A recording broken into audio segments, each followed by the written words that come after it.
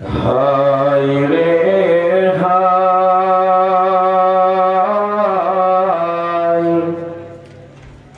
মাহে রমজান আহি পালে মুমিন ভাই। হায় রে হায়, মাহে রমজান আহি পালে মুমিন ভাই। টুপনি কতি করিল ওযু করি, সাহারির সময় হয়ে যায়। ও মুমিন ভাই, রোজা হইছে আল্লাহর হুকুম ভাই। ঈমান নামাজ রোজা মুমিন দিলত লোয়া বান্ধি, ঈমান নামাজ রোজা মুমিন দিলত লোয়া বান্ধি। দিন বোঝা তুমি তেতিয়া হে বুঝি পাব, ঈমান মানে কি মুমিন, ঈমান মানে কি। ও মুমিন ভাই, রোজা হইছে আল্লাহর হুকুম ভাই। ও মুমিন ভাই, রোজা হইছে আল্লাহর বাণী হায়।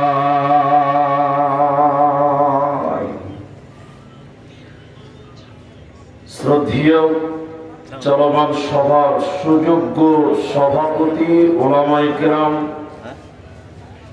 সামনে বসে থাকা প্রাণ প্রিয় বন্ধুবর, মুরব্বিয়ানে কেরাম, স্নেহের কুচি কাচা, পর্দার অন্তরালে বসে থাকা মুমিনা সলেহা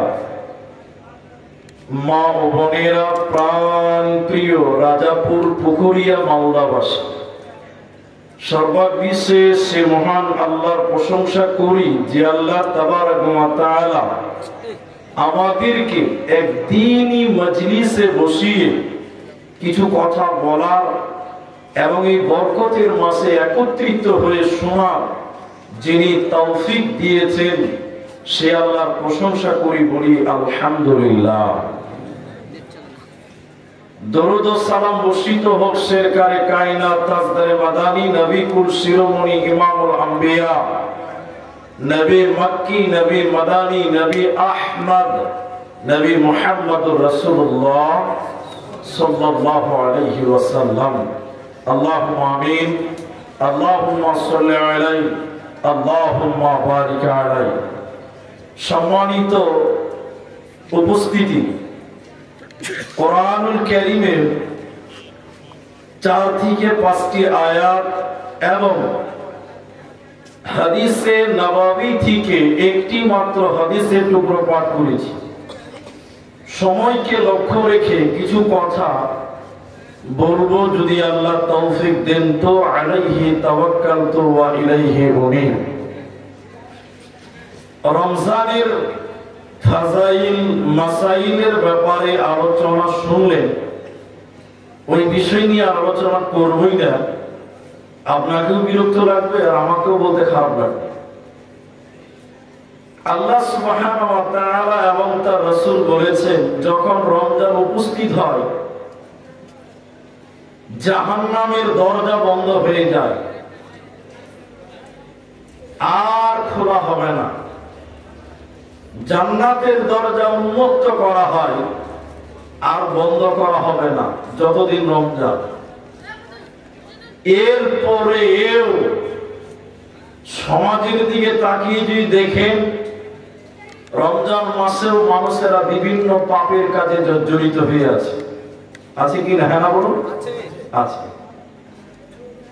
মুসলমানদের মধ্যে কিছু মুসলমান আছে যাদেরকে দেখলে শয়তান লজ্জা পায়, যে আল্লাহ তুমি আমাকে কেন সৃষ্টি করেছো, ও তো আমার চাইতে বাড়ি। আমাদের মধ্যে অনেক মুসলমান আছে তারা জাহান্নামে যাওয়ার জন্য মনে হচ্ছে দুনিয়াতে ধরফর করে বেড়াচ্ছে। পশ্চিমবঙ্গের মালদা জেলার এক ফেমাস বক্তা বলেন আর বড় আলেম বলেন, নামটা গোপনই রাখলাম, আপনাদের সুপরিচিত। তিনি একদিন জলসা করতে করতে বলছে, দুনিয়াতে টাটকা জাহান্নামী দেখবে, টাটকা জাহান্নামী দুনিয়াতে হেঁটে বেড়াচ্ছে। আপনি বলবেন যে এইভাবে কথা বলা যায়? বলে হ্যাঁ বলা যায়। এমনও লোক আছে যাদেরকে দেখে মনে হচ্ছে যে এরা জাহান্নামে যাওয়ার জন্য পাল্লা পাল্লা শুরু করে দিয়েছে, অথচ রমজান এসেছে মানুষকে পবিত্র করার জন্য, পাক করার জন্য, জান্নাত দেওয়ার জন্য। বলুন সুবহানাল্লাহ। আল্লাহ নবী সাল্লাল্লাহু আলাইহি ওয়াসাল্লাম বলছেন, ওই লোকটা ধ্বংস হয়ে যায়, বরবাদ হয়ে যায়, যে এই মাস পেয়েও জান্নাতি হতে পারলো না, নিজের গুনাহকে মার্জনা করে নিতে পারলো না। এজন্য রমজানে মানুষকে জান্নাতি হতে হবে এবং জাহান্নাম থেকে পরিপূর্ণভাবে মুক্ত হয়ে চলতে হবে। আল্লাহ তৌফিক দিক বর্ষা করে বলেন আমিন। আজকে আমার আলোচ্য বিষয় হলো সেই জাহান্নাম, যে জাহান্নামের ব্যাপারে আল্লাহ তাবারাক ওয়া তাআলা ওয়াদা দিয়েছেন কোরআনে। জাহান্নামীদের ব্যাপারে আল্লাহ ওয়াদা দিয়েছেন জাহান্নামটার ব্যাপারে। সেই জাহান্নাম নিয়ে গুটি কয়েক কথা আলোচনা করব ইনশাআল্লাহ। প্রথম নম্বর,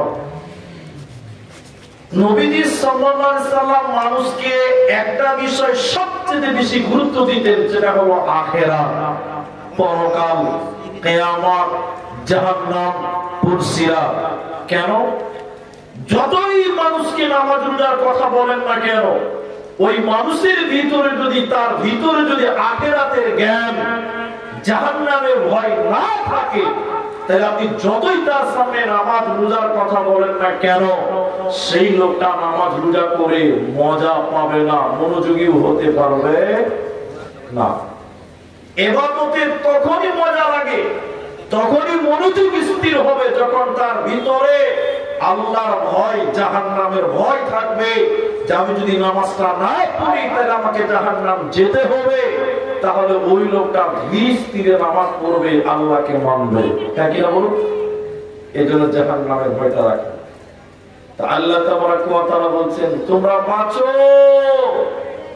আল্লাহ বলছেন তোমরা বাঁচো, জাহান্নাম থেকে বাঁচো, ওয়া আহলিকুম, এবং তুমি তোমার পরিবারকে বাঁচাও, জাহান্নাম থেকে বাঁচাও, নারা, আগুন থেকে বাঁচাও, যে জাহান্নামের ইন্ধন হবে, জ্বালানি হবে মানুষ এবং পাথর। মানুষ এবং পাথরকে দিয়ে জাহান্নাম জ্বালানো হবে, সেই জাহান্নাম থেকে তোমরা বাঁচো। আমরা বাঁচার চেষ্টা করবো, আল্লাহ তুমি তৌফিক দাও বলি আমিন। চলেন রমজান মাসে কিছু পাপের কথা বলি, কিছু শাস্তির কথা বলি। হাদিসটির রাবী হযরতে আবু উমামা, নবীজি বলছেন দুইজন ব্যক্তি, রাসূল বললেন আমার কাছে এলেন, আমি স্বপ্নে দেখলাম তারা ফেরেশতা। এসে আমাকে বললেন আল্লাহর নবী চলুন চলুন, ওই বিশাল উঁচু উঁচু পাহাড়ের দিকে আপনি চলুন, ওই জায়গাতে আপনি চলুন, আপনাকে কিছু দেখানো হবে, আপনি দর্শনের জন্য চলুন। আমার মায়েরা আপনারা শুনেন, নবীজি অস্বীকার করলেন আমি সম্ভব, আমি আমার শক্তিতে নেই অত উপরে যাওয়ার। ফেরেশতা বললেন আমরা নিয়ে যাব ইয়া রাসূলুল্লাহ, যাওয়ার ব্যাপারে আপনি কোন রকম চিন্তা করবেন না। নবীজিকে দুই বাহুতে ধরলেন দুইজন ফেরেশতা, দুই বাহুতে ধরে নবীজিকে নিয়ে যেতে লাগলেন। নবীজি বলছেন আমি যখন যেতে লাগলাম পাহাড়ের উপরে, পাহাড়ের উপরে যখন পৌঁছালাম, আগাতে লাগলাম, হঠাৎ আমার কানে যেন কেমন কান্নার আওয়াজ, চিৎকার, বিকট আওয়াজ, আর্তনাদ আমার কানে ভেসে আসলো। কারা যেন আর্তনাদ করছে, বাঁচাও বাঁচাও বাঁচাও, এইভাবে আর্তনাদ করছে। আমার কানে এলো খবর, কান্নার আওয়াজ, আর্তনাদের আওয়াজ। আমি থাকতে না পেরে ভীত সন্ত্রস্ত হয়ে গেলাম এবং বলতে লাগলাম জিবরাইল মান হাউলাই, এরা কারা? জিবরাইল বললেন আরো আগে চলুন, আপনাকে আরো কিছু দেখার রয়েছে, চলুন আপনি আগান। ফাইন তালাকা বি, নবী আরো আগাতে লাগলেন। নবী বলছেন দেখলাম কিছু মানুষের পা গুলোকে আকাশে বাঁধা রয়েছে আকাশের দিকে, কিছু মানুষের পা আসমানের দিকে, আর তাদের মাথা মুখমণ্ডল মাটির দিকে। ওদের মাথা মাটিতে ঠেকেও না, ওদের পা আকাশের দিকে বাঁধা, মাটিতে না থাকার কারণে মাথা মাটির দিকে এইভাবে এইভাবে লালবাল লালবাল করছে।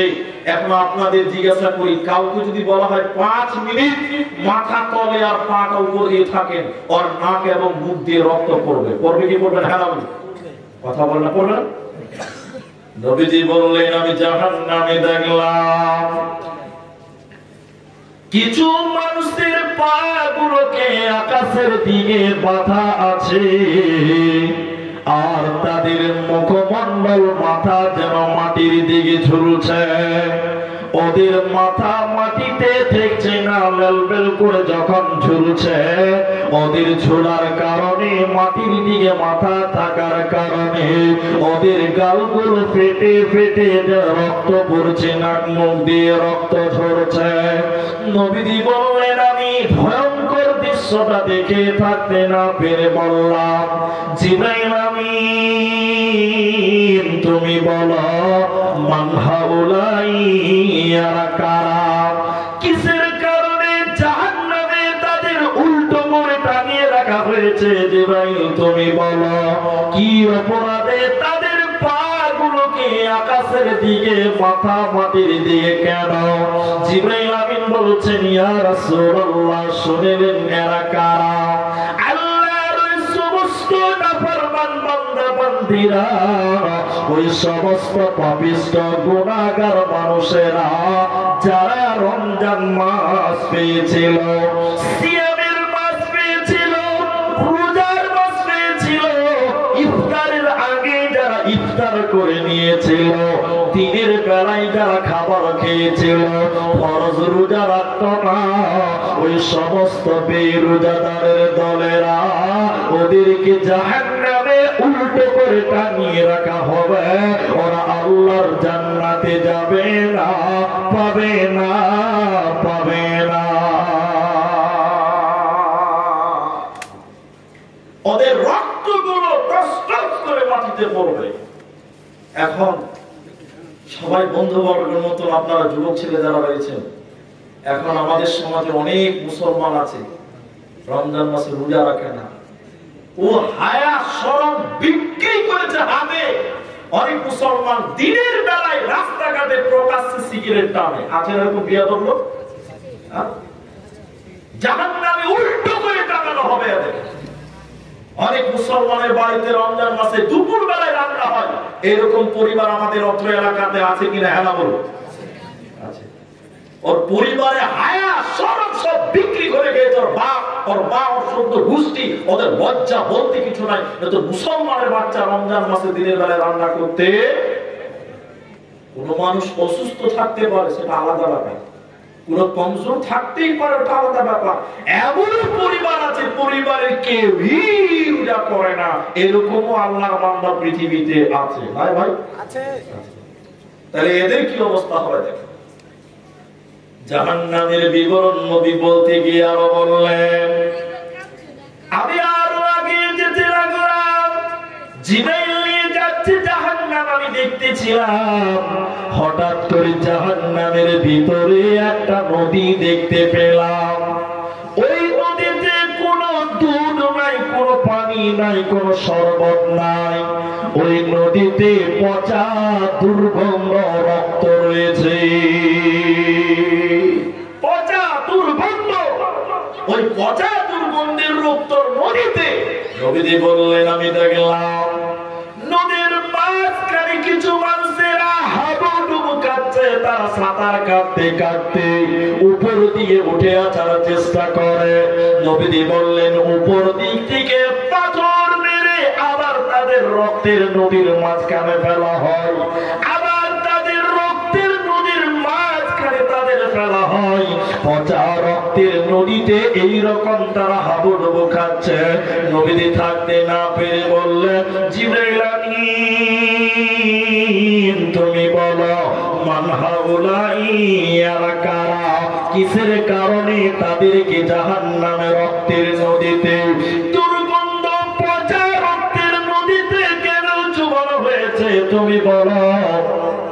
জিবরাইল আমিন বলছেন, ইয়া রাসূলুল্লাহ, আল্লাহর ওই সমস্ত নাফরমান বান্দা বান্দীরা, ওই সমস্ত পাপিষ্ট গুনাহগার বান্দা বান্দীরা যারা দুনিয়াতে সুদের টাকা দিয়েছিল, যারা দুনিয়াতে ঘুষের টাকা দিয়েছিল, সুদ নিয়েছিল এবং সুদ দিয়েছিল, ওই শুধু খানেওয়ালা আর শুধু দেনেওয়ালা উভয়কে আল্লাহ রক্তের নদীতে চুবিয়ে রাখবে। এরা আল্লাহর জান্নাতে যাবে না, পাবে না, পাবে না। যদি কোরআন হাদিস না মানি জীবনে